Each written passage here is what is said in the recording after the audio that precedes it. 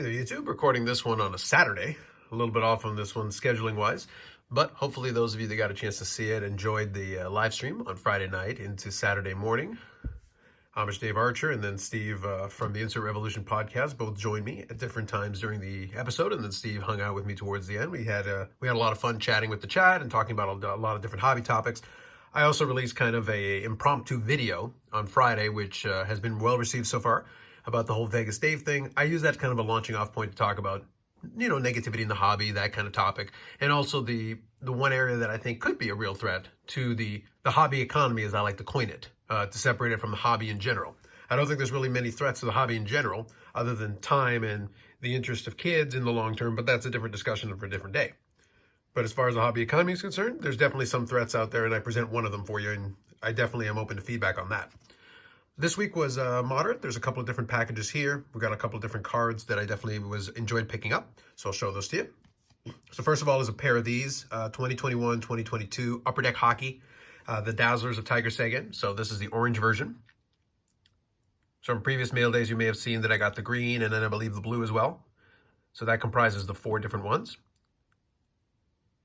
So here you got the orange. And then since I mentioned the 4, here's the pink. And that completes the 4 of those. So that's kind of a nice little neat mini rainbow. Very classic shine, very 90s kind of inspired. You got a little bit of the foil going on with a lot of the different colors and stuff.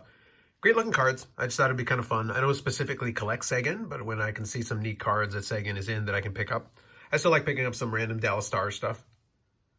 Not everybody on the team, but definitely some of them are kind of fun to pick up.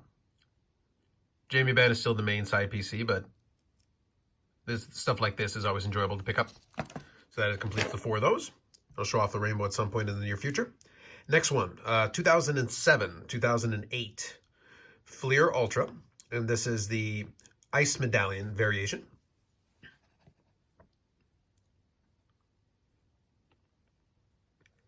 Very straightforward in terms of the design. Those are numbered to 100. Another nice parallel to add to the collection. Slowly chipping away at stuff like that. Next one here, we're looking at 2009, 2010 MVP Hockey, and this is the 2-on-2. So it's a double-sided 4-piece memorabilia card. So I'll show it to you. So first I'll show you the back. So here's Mikko Koivu and Pierre-Marc Bouchard, both of the Wild. And then on the front, you got Modano and James Neal from the Dallas Stars. So there's your quad memorabilia card. Kind of interesting little idea at the time.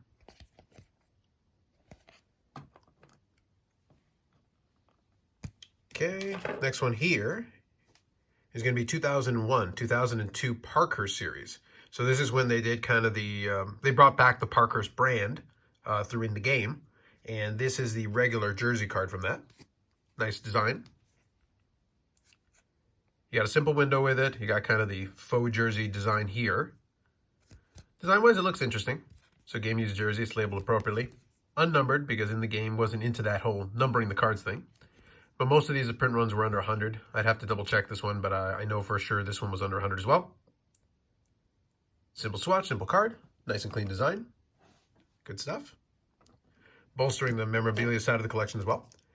This one is a treat. This one's a good one that I wanted to pick up for a while. This is 99-2000 Upper Deck Black Diamond, Piece of History. So this is the stick piece that I've gotten a couple of cards from that set in the past. So this one was one I needed for sure. So here's Modano. Straightforward design. Now what happens is this is the first, I forget how they term it, but it's basically the one piece.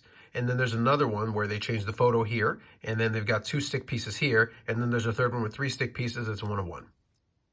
So this is the first of the 3. The 2 stick piece is a little bit more uncommon. Haven't seen that too much, and I've never actually seen the 1 of 1, but I know those are out there. So definitely something to chase. All right, we're going to finish up here with 2 patch cards, since we've been enjoying doing a lot of those lately.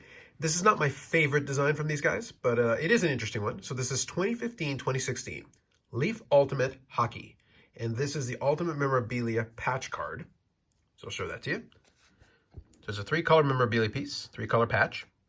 So you can see there that it's got a little bit of layering to it. You can actually see a bit of a fold going on with the patch piece. So 3-color, very nice. Now, The reason I say it's a little bit tricky is that obviously when you tilt it over, you can see a little bit going on with the foil here.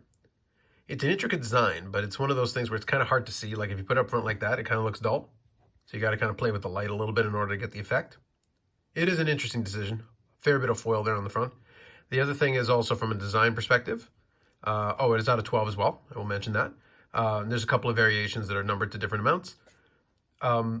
As a result of the design, though, you end up, the airbrushing is like super obvious. Like later on, Leaf would do a much better job in terms of finding a way to crop the images so that it's not so blatantly apparent. It's like, it just looks weird with Modano having his jersey. I think the Dallas star and any reference to the stars is completely photoshopped out, and it's just so obvious.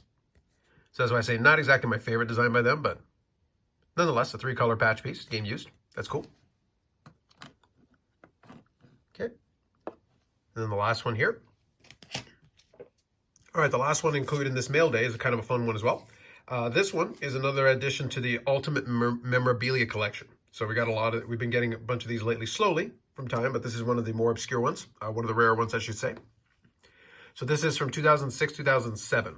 In the game, Ultimate Memorabilia, complete jersey silver version. This is the numbered to jersey number 9. So it's number 5 of 9 there. And you do have the 4 pieces of jersey. So there's your fight strap, there's your jersey, and I believe it's number and emblem. And they do mention that on the back here as well. So here you go. Clockwise from bottom left. So it is nice when they actually tell you. Although in some of the later versions of this, they do label it right on the front, which is a little bit more convenient. So they say clockwise from bottom left are pieces of jersey, number, emblem, and fight strap. So there you go. So you go clockwise from the bottom left, jersey, number, emblem, and fight strap. Jersey, number, emblem, fight strap. I don't know why they decided to do clockwise, but anyway, that at least it is mentioned in the sequencing in which you can find it. So a nice piece here, a nice piece here, and then you got the fight strap and the jersey is fine. Kind of a straightforward design, but very clean. And definitely a nice limited card and a good addition to the collection. Nothing wrong with that. There you go. So a couple of patch cards to finish this off. All right, as far as the update is concerned, here's where we sit. We are now at 1,918 different Mike Modano cards with 163 autographs. Nothing has changed this week from that. That may change next week. We'll see. And then 353 memorabilia cards. So I have crossed the threshold of 350 memorabilia cards. We'll keep going forward, heading on our way towards 400 on that, and see what we can do for some of these other categories. But 1918 is where it stands right now. Usual, as always, comments and questions are welcome. There's going to be more videos upcoming on the channel. I'm going to see if I'm inspired to make a few more of the talking head videos. I did enjoy making that little Vegas Dave whatever video. Let me quickly tilt this down a little bit if I can. There we go. That's how we'll finish this off. So I did enjoy making that, and the feedback has been tremendous. I'm going to try to get back to everybody who made a comment to at least reply back a little bit. I do that as best I can. But otherwise, that's it for me. We'll catch you on the next video on the channel. Thanks very much.